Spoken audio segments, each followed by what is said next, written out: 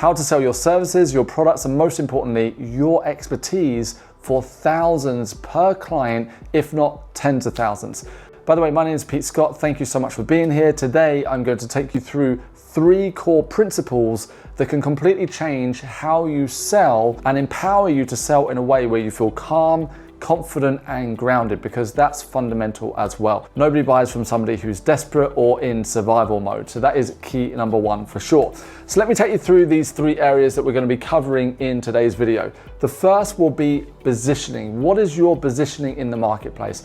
Every company in every industry, they consciously or maybe unconsciously have a positioning in the market. The more conscious your positioning, the more successful you can be, because you can build your entire strategy of your business around it. Next up, we're going to be talking about systems. So what systems are fundamental in your business? I've got 4 key systems that are everything in my business. I teach to all my clients. I'm going to share with you today.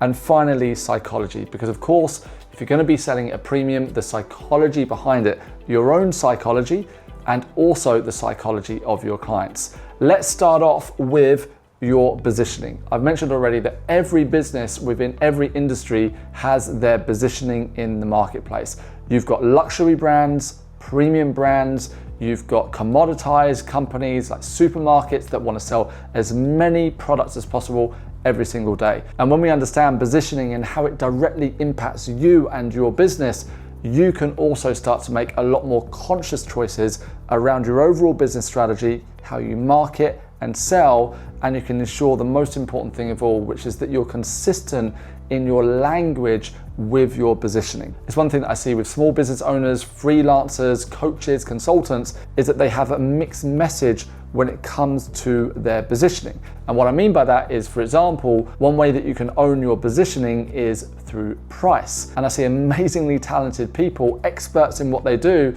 but guess what? They chronically undercharge, and this creates a contradiction in their positioning. If you're going to be extremely conscious, and it is all about a level of awareness about your positioning, then we need to start breaking down these few areas I've got for you. The first one is to know that if you're going to charge premium, and by the way, premium and luxury are 2 different things. We don't want to confuse the 2. Luxury is a luxury brand like Prada or Rolex. The difference with a luxury brand is they sometimes quite literally roll out the red carpet for you. The customer service is 10 out of 10 or 5 stars. You have an entire experience when you're buying that $50,000 watch, or when you're ordering that Bentley, or whatever your dream car might be. That's a luxury brand. And a lot of the time where business owners go wrong is they want to increase price, and they say, well, I'm going to charge a lot of money for what I do. But then, because they're stuck in a low value psychology, they don't believe they're worth that amount of money, they start adding in elements of luxury to their brand. So if they're a salon, for example, and they say, I want to charge more than all the other salons, they start offering champagne to every client that comes to their salon. But the problem with that is that when you promise something like champagne, is you're setting the wrong expectation. Now the client is going to feel like they own you instead of you being the authority.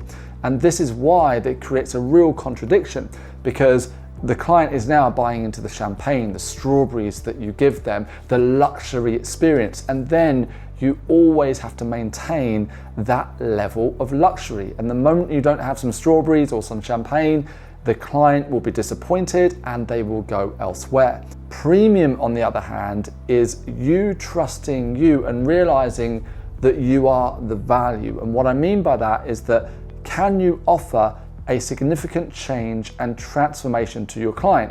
If the answer is yes, that's where your value is. And the more your authority increases, the less you have to justify yourself, and the more that the client will be willing to pay a premium amount. This is a huge topic in itself. How do I specifically increase authority? Number 1 is to realize your income is a direct reflection of your ability to articulate your expertise.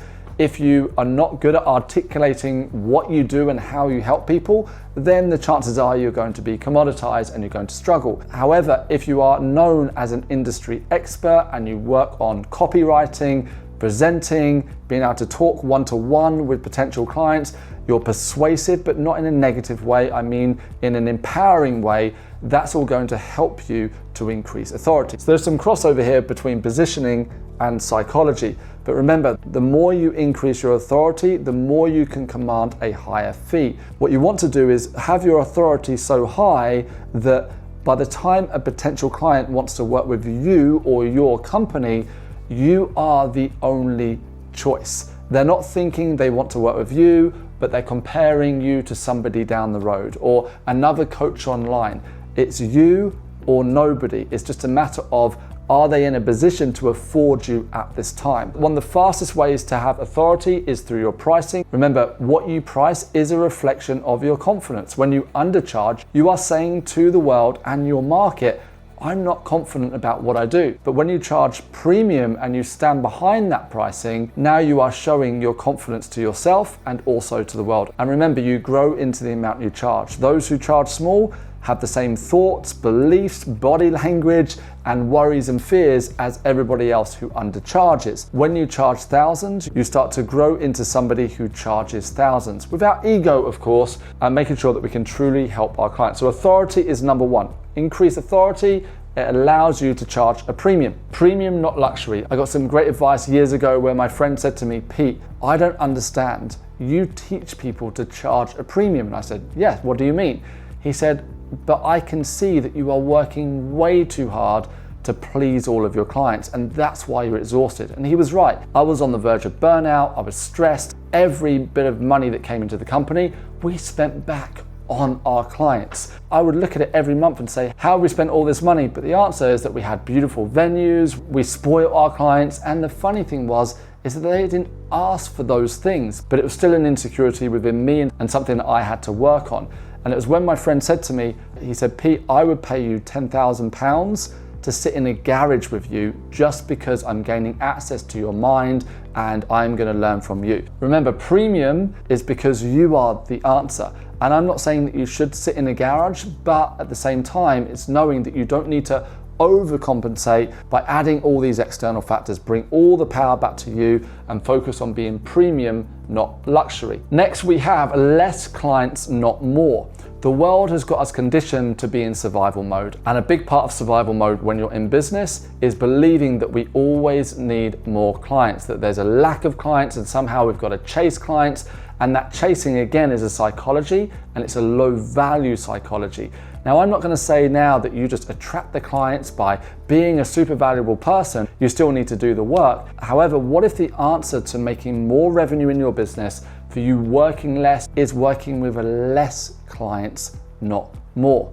Less clients, more value. So let's take this into an example. A personal trainer, instead of offering personal training sessions, she is selling body transformation, and she works 3 to 12 months with each client, and she charges a minimum of $5,000 and anything up to $30,000. Say she gets 10 clients in a year at $15,000, she's made $150,000 for the year for just 10 clients. Of course, this is a deeply nuanced topic. There are subtle details, there's a whole strategy that needs to be rolled out. We can't just rock up tomorrow and increase our price to tens of thousands of dollars. What we want to do is start to move in the direction of saying less clients, not more. One of my favorite quotes to myself, which helps me organize my own thinking when I get a bit overwhelmed, if I have one client that pays me £1 million, what will that look like with the relationship? I'll tell you one thing, I'm not going to sell days to them that they're going to get 5 days a week, or they get a 2-hour coaching call every week, because then I'm comparing myself to all the commoditized sales trainers that probably offer their services at $100 an hour. And then they're going to compare me to them, and all of a sudden the positioning is completely gone. If I'm having one client at $1 million, I'm going to be their trusted advisor and consultant, and I'm going to work on my terms. And that is a part of the positioning. Finally, with positioning, value-based pricing. The majority of businesses, they get caught up in competitor-based pricing, where they're looking at what others are charging in their industry, and they are quite simply charging 10% above or 10% below. But it becomes a race to the bottom, and no matter how amazing you are, it becomes impossible to stand out because your price is roughly the same, therefore you are comparable to everybody else in your industry. The fastest way to stand out is to charge infinitely more than all of your competitors, but it also means that you need to sell in a different way, that you need to deliver in a different way, which I can talk to you about another time. But value-based pricing is where you focus on the value of the result or the outcome to the client. You're not focusing on the work that you deliver, the hours you work. You are saying, how much is it worth to the client that they transform this part of their life? For me, it's sales transformation. I've been lucky to consult for many big brands over the years, and for a big company to say, Pete, can you come in and transform our sales results? That is worth tens of thousands, if not hundreds of thousands for them. However, if I'm working with somebody who's just getting started, maybe my free YouTube video is enough for them. Value-based pricing is what sets you apart, because you're now saying, I will charge for the outcome of the work as opposed to the work itself. Remember, competitor-based pricing is an extremely negative mindset because it puts you in a survival mode where you're trying to compete with everybody else in your industry, and you're never ever going to win that race. The next pricing strategy that people get caught up on is cost-based pricing. When they look at the price of something, they add 30%, but unfortunately with cost-based pricing, it keeps us extremely stuck because we're not considering all the indirect costs, our marketing, keeping the lights on, rents, rates, all of these things.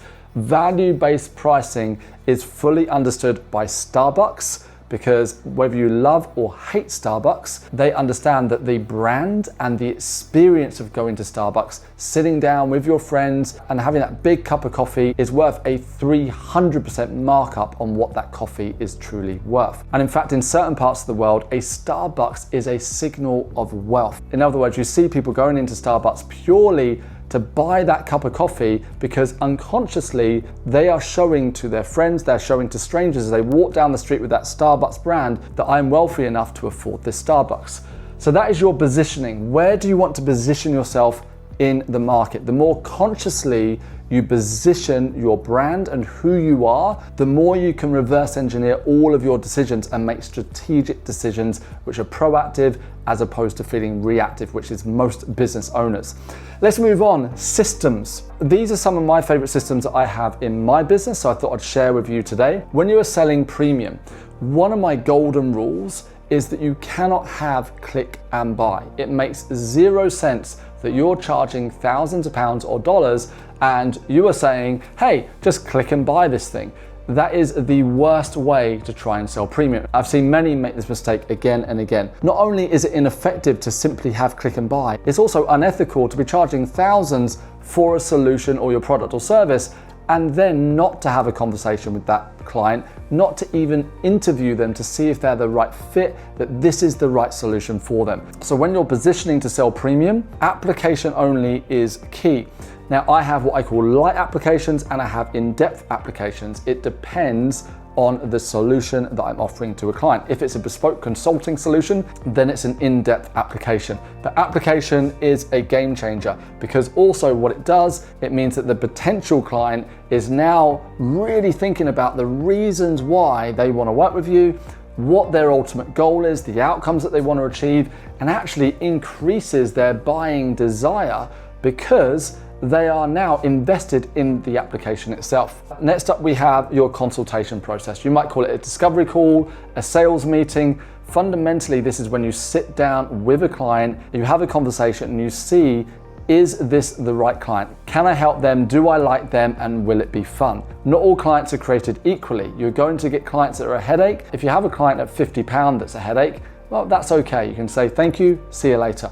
If a client has paid you £10,000 and they're a headache, that probably means that there's a big refund that's required, or you're going to be giving your amazing energy away to this client for the next 6 months, even a year. Making sure that your consultation is watertight, and this means that you know what questions to ask, you know when to ask those questions, you understand the buyer behavior of that client as they go through the consultation. But most importantly, it gives you and the client the opportunity to work as a team and to see if you are the right match to work together. It's not a you versus them scenario. Next up, we have payment. I don't believe personally in payment plans when somebody is paying a premium, because what it does, it takes away the most important thing of all, which is an automatic qualifier if the client can or can't afford you. If a client can't afford you, it's okay. It just means that they're not your client at this point in time. And when you offer payment plans, it creates a major issue strategically. What happens is that you say, okay, I'll charge you $200 per month and you pay for the next 10 months and then you'll pay me £2,000. The issue with this is that I guarantee most of your work that you deliver with that client will be in the first 2 to 3 months. All you've collected is £400, at most £600. So now you've done all this amazing work and you are now at a loss with the client. Payment in full is my favorite way to collect payment, or a minimum down payment of at least 30%, ideally 50%. I had it yesterday where I had a client and she was perfect to work with me, and I said, this is the fee. If you don't want to pay everything up front, you can pay 50% as a down payment. And she said, I'm not in a position to do that now. And I said, that's okay, we'll come back when you're ready to do it. Every time that I've broken this principle in my own business, it has always come back to haunt me. You know why? Because we don't find high value clients, we create them. We create also cheap clients. And if you're allowing your generosity and people pleasing to allow clients into your world that are on 3-year payment plans for $50 a month, then that is going to create nothing but headaches. But also, you're not going to feel confident. You're not going to feel within your authority, because you know psychologically, I've got clients that are underpaying, so you're not going to believe in yourself. Everything in your business must be aligned, and that means your positioning, means your systems, and also your psychology. Next up is your sales ecosystem. It doesn't need to be complicated, but it's a great idea to look at your sales end to end, from when somebody meets you all the way through to when they become a client, to you delivering, to that client becoming a lifetime client with a lifetime value to your business. So your sales ecosystem from start to finish is key. Most of us are creative, so we don't do any of this and we avoid it, and it creates fundamentally many more problems than it needs to. But if you're going to sell premium, these are not advanced. These are the basics that we need in place. Next up, we have psychology. This is a huge topic in itself, and I'm just going to fly through 3 key areas here to help you out and get you started. Number 1, we've mentioned already, is buyer behavior. It's not about sales skills, it's about understanding the way clients buy, and specifically the way clients buy from you. When do they buy in the year? What time of the month do they buy? What are your best selling days? What are the worst selling days? During a consultation, what buyer psychology do they go through? What's the journey that they go on? The more we can be in the mind of the client, the more we can help them, the more we can add value, the more we can overcome objections before they become an objection. But remember, you are the expert, so if your client is coming up with the objection before you do, you're going to lose power, because when you're within your expertise, you'll know all the objections before they say it. Therefore, you're the one that brings it up before they do. But that's a whole different sales training. But understanding buyer behavior is definitely key. Can you create aha moments and breakthroughs with your client? This is what it comes back to. You must ask questions that your client is not asking themselves. Otherwise, they have no reason to pay you thousands of dollars or pounds. If your consultation provides no insights, no aha moments, no wow, I never thought of that before, then the client will say, I need to think about it. The best thing we can hear from a client is, oh, I never thought about it that way, or I don't know. When a client says to me, I don't know, I smile and say to them, that's what we're here to figure out together. If you knew the answer, you wouldn't need me in the first place. Remember, you're the expert, the client needs you, but if we're not able to provide these aha moments, then that's going to create some roadblocks. If you want to find out how to create more aha moments, then make sure you hit the subscribe button and you will follow me right here on YouTube. Finally, making sure you are calm and you are grounded. We like to feel safe in the presence of a trusted advisor. We like to buy from them because they've really got their act together in this specific area that they can help us. And the more that they move around and their tonality of voice is all over the place, the more we're going to feel the mistrust. You must feel within your calm and also grounded. So let's summarize right now, making sure that you've got great positioning because your authority is key. Selling for a premium is not luxury. And then from there, we skip over to making sure your systems are in place. Systems are not rocket science, but systems effectively are a way that you can repeat a process that works again and again in your business. And then psychology is a deep topic that I'd love to talk to you about another time. Thank you so much for checking out this video. Comment below with your biggest breakthrough or aha moment, and I'll see you in the next one.